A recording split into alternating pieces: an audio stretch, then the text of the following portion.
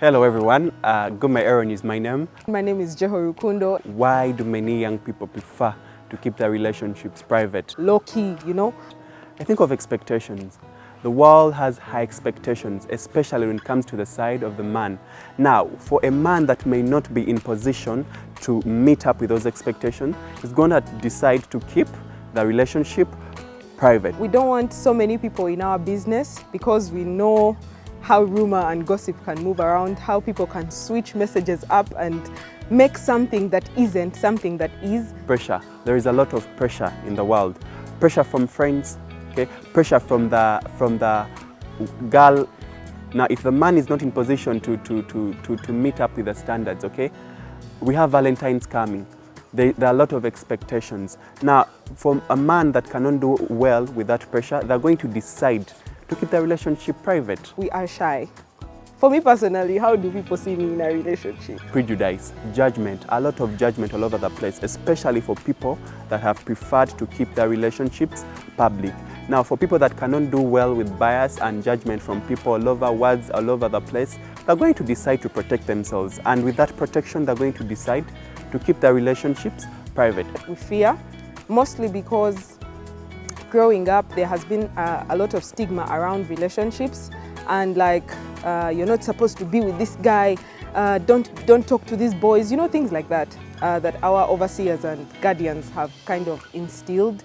So now that we have grown up, well, kind of like young adults, we don't really know what the right time to engage in these things that have long been forbidden is.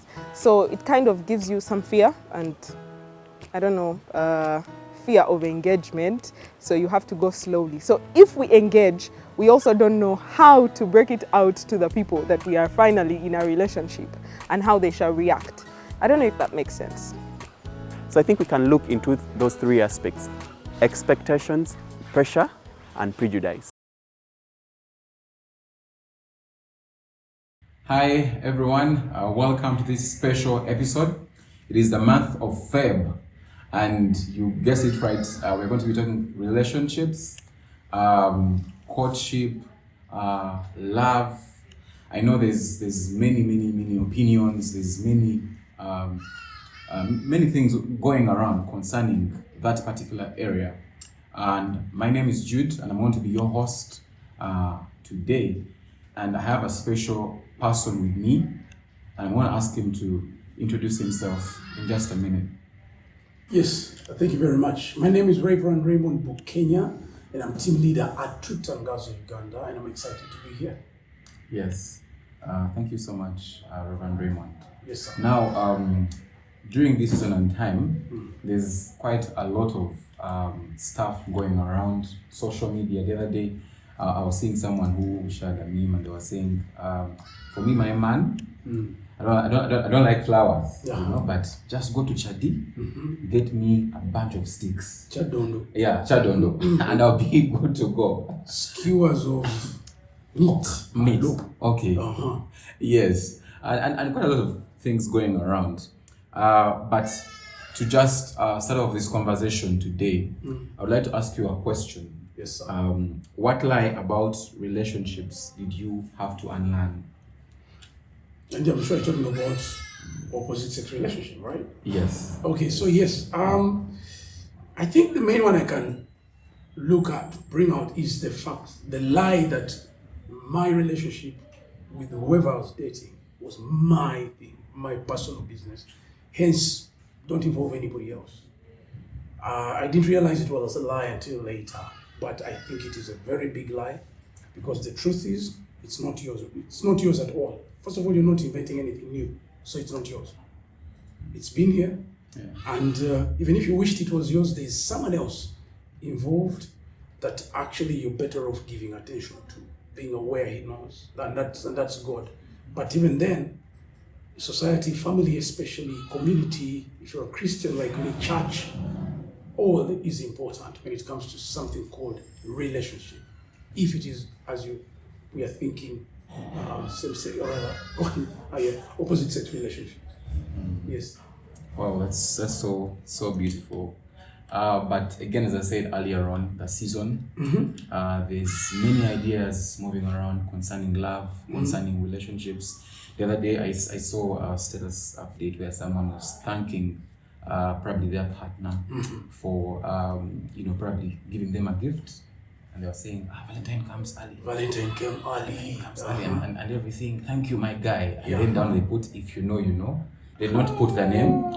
I'm like, okay, we are waiting to see the name, but we didn't see the name and everything. So people hold different opinions when it comes to dating, relationships, courtship, and all.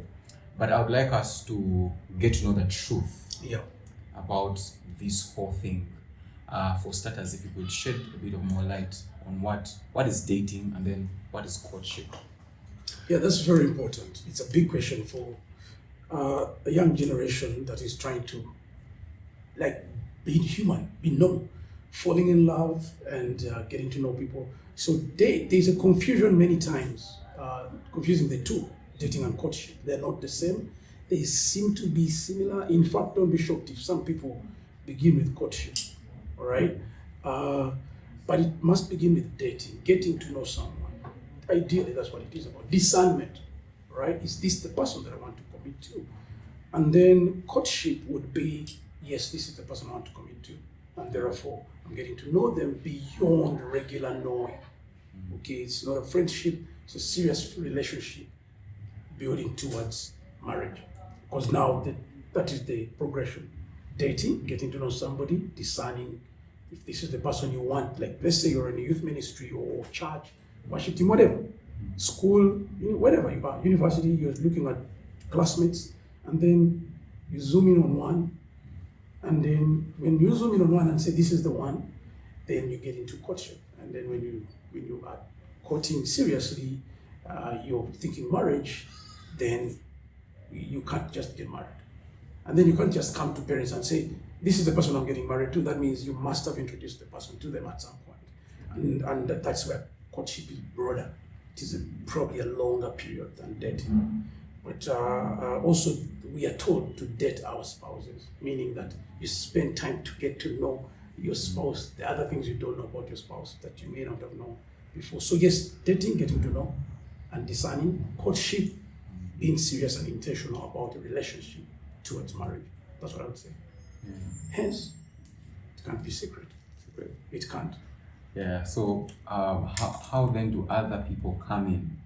You talked about parents, you talked about the church community. Yeah. At what point do they come in? But as well, some people say, do I really have to inform them?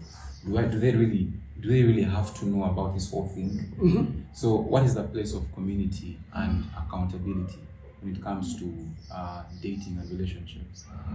Yeah, like I said, you would be lying to yourself to think that this is your thing, therefore you don't need to tell people, all right? And that's the major mistake that people will make.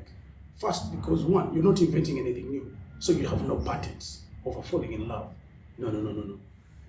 People are falling in love, and secondly, while people think it is safer to keep it away from people, you can't. Let me assure you. You fall in love with a girl and you begin seriously dating, or even if you've not yet gone into the courtship, you can't hide it from people. Because the moment she walks in the room, before you know, people will notice that there are things changing around you. Yes, your heart may pump, race faster, and we don't see the heart, but we will see your behavior. Same thing is when you walk in the room. People will notice. They may not notice the first time. Let's imagine a scenario, worship team practice.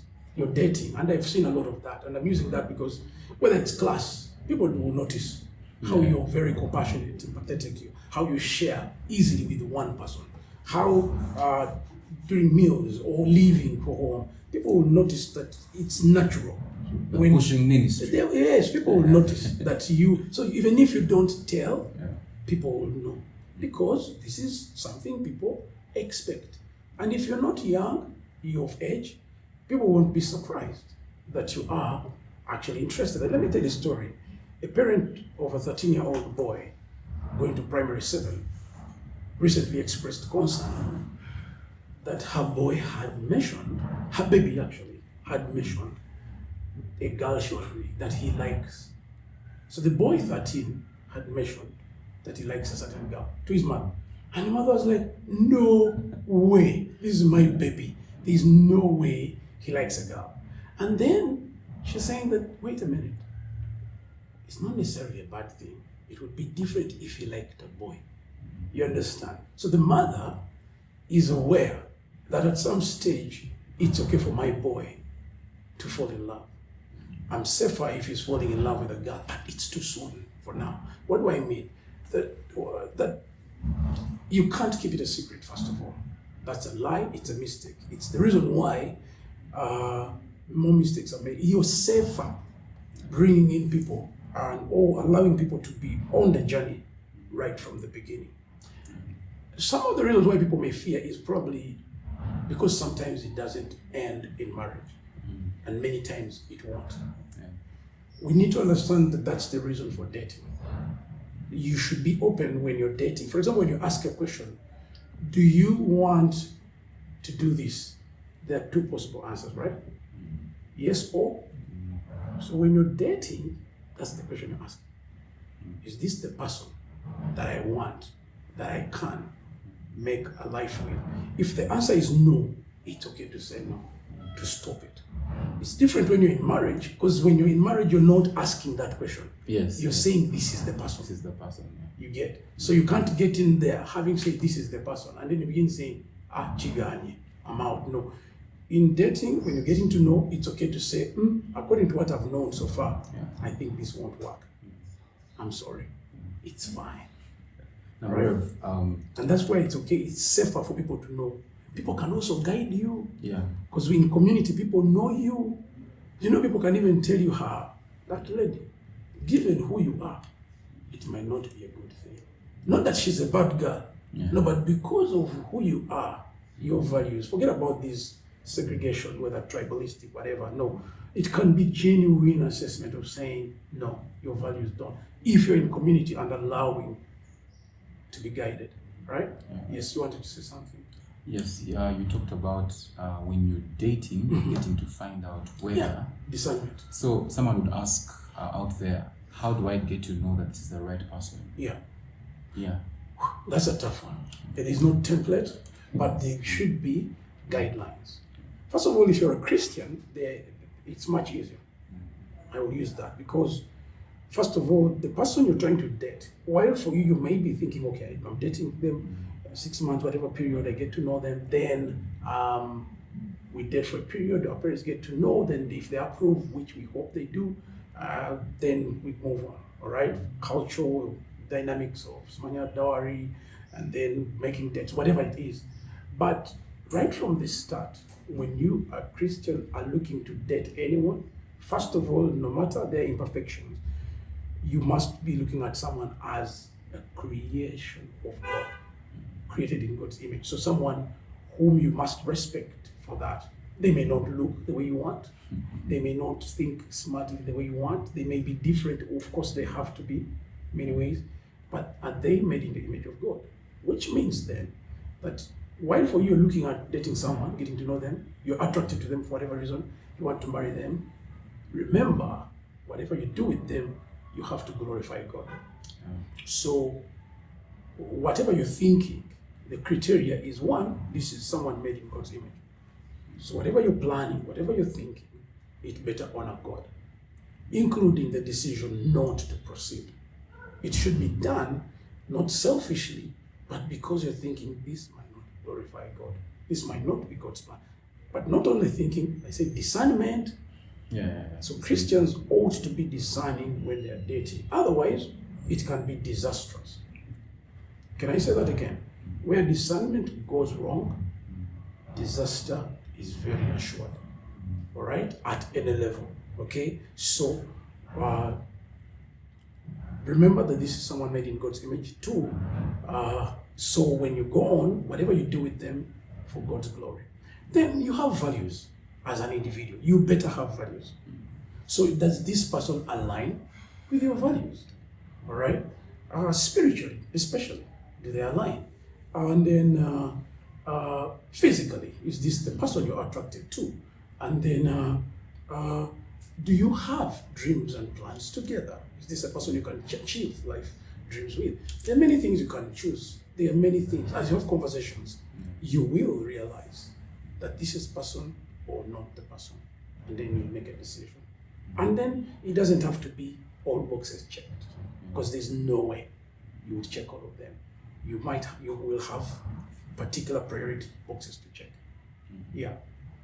Well, just for the sake of our viewers right there, what are some of the red flags? Yes, red flags are many, and to be honest, not some red flags to me are not red flags to some people. Yeah, like I remember watching a video of a lady who said one of the red flags was height. Yeah, so like short guys no go. You understand? That's a red flag. That's judging someone made in God's image by their height, and then you dismiss them by their height, and so then you naturally will dismiss certain tribes or people groups that are not necessarily as tall as the people group you come from. So, but spiritually, I think for me, if marriage, because marriage is not your idea, it's God's idea from Genesis chapter 2:24. A man, it's not good for a man to live alone. And the Bible says that a man shall leave his parents and be joined together with his wife, and the two shall become one. So it's God's idea to have marriage running and sustaining life. So marriage is good, but if you're going to get into it, you have to get into it on God's terms. Like I said earlier on, so some of the flags will be obvious, especially when you, and I'm speaking as a guy, you, the man especially, but I'm also saying to the lady out there, if the guy doesn't align with your spiritual values, that's a red flag. Okay, check properly. Again, ask questions. Okay, if they are spiritually compromised, especially if they are bringing together some weird worldview, and you're a Christian, you want to first hold your brakes and say no. It's different from when you're already together, and then you find out.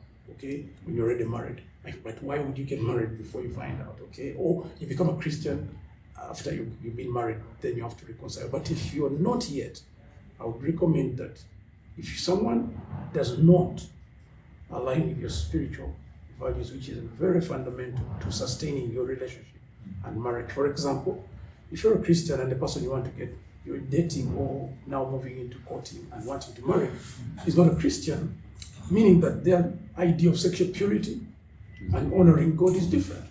And so for you, as you're pursuing sexual purity as a way of honoring God, they will not be thinking that way.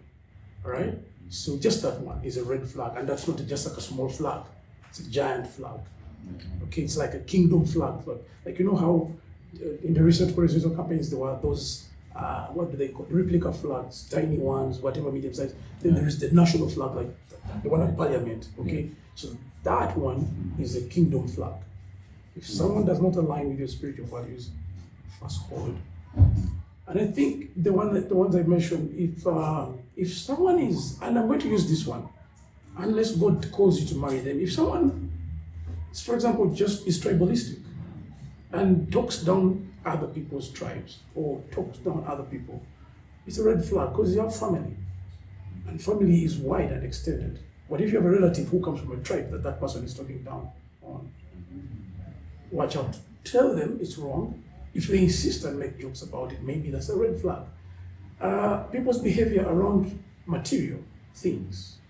If you're dating someone for whom material things are the best thing, fame and popularity is the main thing, there are these things that clearly that you may not matter for them. They don't need to glorify. They're not seeking to glorify God, but they're seeking to glorify themselves and satisfy themselves. So there are many red flags that I could name. I don't want to bring in politics because God can give you the grace. Whether they are yellow. I remember last year during the campaigns when people would say, "Well, what I got Uganda Mpia or Totawana," you get things like that. But I don't think that's a red flag. I think there can be a conversation on that, and then values among others. I mean, like I said, it's not a one glove, one size fits all. Yeah. Wow. Thank you so much. This has been a very, very beautiful conversation. Yeah. I would like to get your parting shot. Yeah, sure. Briefly, if you want to if you're thinking marriage, get to know someone. Okay, don't. We are not animals. You're not just going to run into someone and say, there's a joke about Bachiga. Bachiga can come to you and say, "No, Manyangu, when you sure." Yeah, I'm told. I've never seen it, but you don't just come to someone and say, I'm going to marry you. Okay, it could be a joke, but get to know them. Let them get to know you. Okay, to think about the fact that if you are to get into marriage, it's God's design. You get into it for God's glory. Okay, so before you get married, date for God's glory, court for God's glory. All right, and then watch out for flags. And then if there are flags in you and they call them out, if you're a Christian, think seriously about it. It could be your opportunity to undergo serious discipleship, because then you get purged so that you can become someone's spouse. Remember, it is not you who needs a perfect spouse. It is your spouse that needs you to work on yourself. So work on yourself so that someone's daughter may have a good husband. Work on yourself so that someone's son might have a good wife. All right? There are many things I could say, but yeah, whatever you do, do it for God's glory. Whatever you do it for God's glory. Yeah. Thank you so much for watching. Remember, this episode has been brought to you by Bethel Youth Ministries in conjunction with True Tangazo. Now, Bethel Youth Ministries is a ministry that exists to raise transformed leaders who will impact the mountains of influence. How about True Tangazo? True Tangazo is a Christian apologetics ministry that seeks to announce truth, awaken thought, and affirm faith. So we announce the truth of the gospel, and awaken thought in the church, because there are many believers who have forgotten to love God with their mind, but also affirm faith by responding to the very tough questions of faith and life, because it is true that every believer has one question or another at every stage of their faith. So that's what we need to do. And we want to do that in this city and the country and the region and wherever God calls us. Yeah. Wow. Thank you so much, Reverend Raymond. You're welcome. Thank you also so much for watching.